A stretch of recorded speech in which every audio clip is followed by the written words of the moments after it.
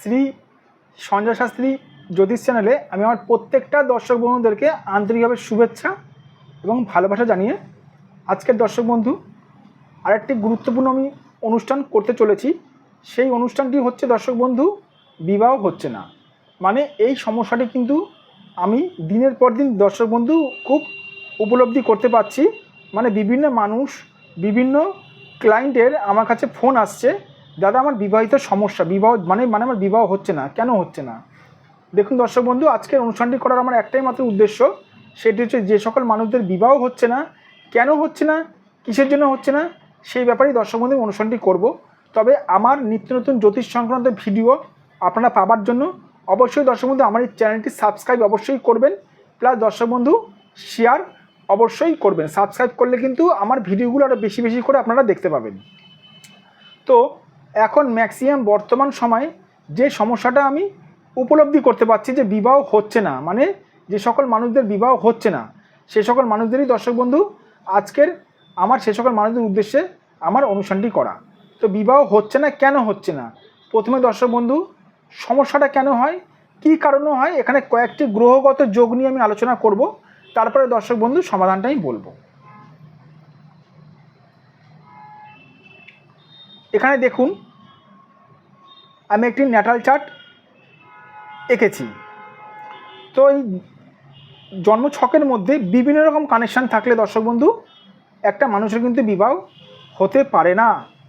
কিন্তু বিভিন্ন রকম কানেকশান নিয়ে এই 5 মিনিট 6 মিনিট 10 মিনিটের ভিডিওতে কিন্তু আলোচনা করাটা সম্ভব আমার হয় না। তো মেন কয়েকটা কানেকশান নিয়ে আমি আলোচনা করব। এর আগেও দর্শক বন্ধু আমি মানে বিবাহ হচ্ছে না আলোচনাটা করেছিলাম। তো আজকে একটু অন্যরকম আলোচনা, অন্যরকম কানেকশান নিয়ে আমি গ্রহগত নিয়ে আলোচনা করব। ধরুন আপনার কর্কট লগ্ন, আমি কর্কট লগ্নটা নিয়ে বেসিক্যালি বোঝাই। ধরুন আপনার কর্কট লগ্ন, কর্কট লগ্নের যদি সপ্তম ভাবপতি যদি পীড়িত থাকে, কর্কট লগ্নের সপ্তম ভাবপতি যদি পীড়িত থাকে, প্লাস তার সঙ্গে কর্কট লগ্ন কেন দর্শক বন্ধু, যদি আপনার যে কোনো লগ্ন হয়ে থাকে, মেষ লগ্ন থাকুক, ধনু লগ্ন থাকুক, মীন লগ্ন থাকুক, তার সপ্তম ভাবপতি যদি পীড়িত থাকে, তার দ্বিতীয় ভাবপতি যদি পীড়িত থাকে, তার একাদশ ভাবপতি যদি পীড়িত থাকে, তার সঙ্গে শুক্র প্লাস বৃহস্পতি যদি পীড়িত থাকে, তার সঙ্গে যদি বিবাহ করা গ্রহ মানে সপ্তম ভাবপতি যদি পীড়িত থাকে, তাহলে কিন্তু আপনাদের কিন্তু বিবাহ কিন্তু সহজে হতে চাইবে না। এবার আমি আজকে বোঝাবো কর্কট লগ্ন দিয়ে। এই কর্কট লগ্নে দেখুন সপ্তম ভাবপতি পীড়িত রয়েছে, সপ্তম ভাবপতি পীড়িত রয়েছে, প্লাস দ্বিতীয় ভাবটা পীড়িত রয়েছে, প্লাস দর্শক বন্ধু এখানে একাদশ ভাবটাও পীড়িত রয়েছে। এবার কীরকম রয়েছে পীড়িত আপনারা যদি জিজ্ঞেস করেন, স্যার আপনাদের মনে প্রশ্ন আসতে পারে, এখানে দেখুন সপ্তম ভাবে যে লগ্ন সপ্তম ভাব, সপ্তম ভাবে আপনাদের প্রশ্ন আসতে পারে, স্যার আমি সপ্তম ভাবে বৃহস্পতি আছে, বৃহস্পতিতে বিবাহটা দেবে। এটাই তো দর্শক বন্ধু ভুল ধারণা। জ্যোতিষটা এত সহজ না, জ্যোতিষে অনেক কিছু দর্শক বন্ধু বিচার করার আছে, জ্যোতিষে অনেক কিছু শেখার মানুষের আছে। কিন্তু আমরা বহুদিন ধরে চর্চা করছি বলে একটা ন্যাটাল চার্ট দেখলেই আমার চুপ করে ধরে দিই। বৃহস্পতি এখানে সপ্তমভাবে বসে আছে, বৃহস্পতি কিন্তু বিবাহ করার গ্রহ, আমি আগেও কিন্তু আলোচনা করেছি, বৃহস্পতি সপ্তমভাবে বসে আছে অবশ্যই, কিন্তু বৃহস্পতি এখানে নিচস্থ। একটা গ্রহ যদি নিচস্থ থাকে, নিচস্থ মানে কমজোর, নিচস্থ মানে কমজোর, একটা গ্রহ যদি নিচস্থ থাকে সেই গ্রহটা কিন্তু ফল দিতে পারবে না। তার সঙ্গে সপ্তম ভাবপতি এখানে দ্বিতীয় চলে এসছে, প্লাস একাদশ ভাবপতি দ্বিতীয় এসে এই গুরুদেব রাহু রাহু রাহু রাহু রাহু রাহু দ্বারা পীড়িত রয়েছে, মানে রাহু দ্বারা পীড়িত রয়েছে, রাহু দ্বাদশ দৃষ্টি,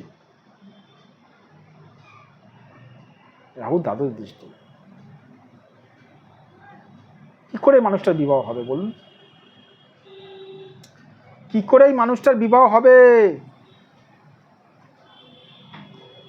এখনও দর্শক বন্ধু আমার প্রোগ্রাম শেষ হয়নি, এখনও বাকি আছে, বলছি সব বলবো।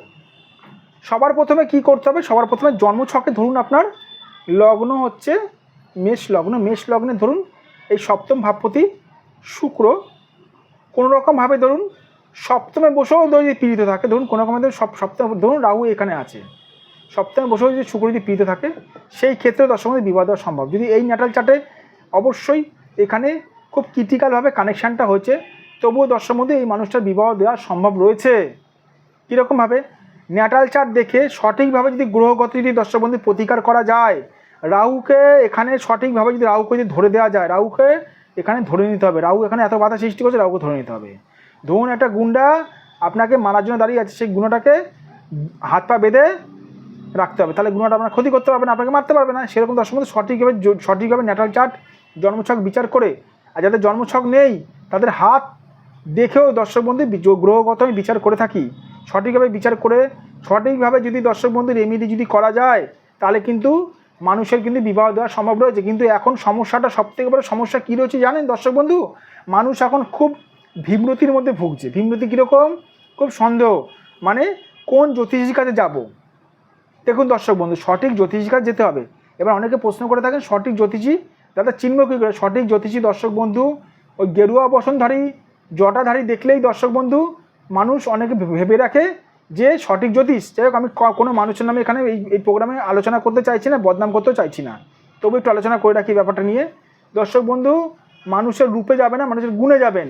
যে জ্যোতিষী আপনার ন্যাটাল চার্ট অথবা হাত দেখে আপনার সমস্যাগুলো বলে দিতে পারবে, আপনার সমস্যাগুলো বলে দিতে পারবে, সেই হচ্ছে দর্শক বন্ধু। আপনাকে কিছু বলতে হবে না। যে জ্যোতিষী আপনার জন্মছক অথবা হাত দেখে আপনার সমস্যাগুলো বলে দিতে পারবে, সেই হচ্ছে দর্শক বন্ধু সঠিক জ্যোতিষী। ঠিক আছে? আমার কাছে যারা যারা আসে বা যারা যারা আমাকে দেখায় বা যারা যারা ফোন করে, তাদেরকে কিছু বলতে হয় না দর্শক বন্ধু, আমি তাদের বলে দিই আপনাদের সমস্যাগুলো। এখানে দেখুন আমার ফোন নাম্বার যাচ্ছে 9433811696। এটা আমার হোয়াটসঅ্যাপ নাম্বার, এটা আমার ফোন নাম্বার। এই নাম্বারে দর্শক বন্ধু আপনারা ফোন করবেন।